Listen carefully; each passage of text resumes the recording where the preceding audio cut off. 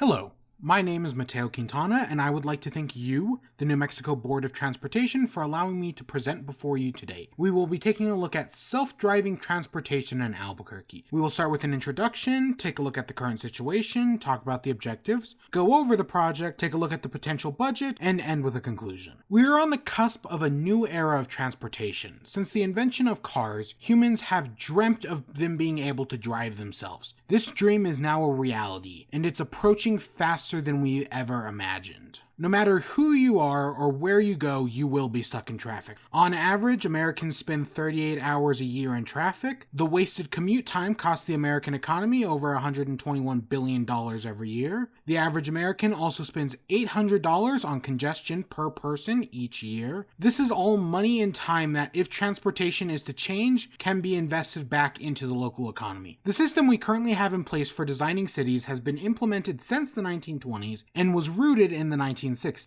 This system is known as sprawl, and it is cost inefficient and cost aversive. While it would be best to get rid of this system, that's unrealistic. So instead, we have to work with what we have while preparing for the future. If this proposal is not adopted, we will be left in the past. Those who are left in the past are destined to die out, and that's not something anybody wants. This is not something that will strike in the imminent future, but time always comes to collect its due. The goal is to reduce traffic, bring in new business, and increase local economic spending. The plan is, over the coming years into the inevitable future, is to create a fleet of self-driving cars. Instead of having to redesign the city or rebuild roads to fit new transportation, we can repurpose our already existing infrastructure. The idea is, if we start off small with just one or two self-driving ride-sharing cars, we can use these cars to generate money and public interest in the project. As time goes on, we keep adding more and push the idea into the future. To do this, a tech company would need to be courted to bring business to Albuquerque. The major tech companies currently running experiments in autonomous cars that can be courted are Google, Uber, and Tesla. However, most of these companies already have footholds in other cities, but that doesn't mean they can't be pushed. But expecting them to deliver should not be relied on or expected. Instead, courting should be focused on smaller companies that not only bring in the business, but might be able to move large portions of the company to the city, creating future economic stimulation.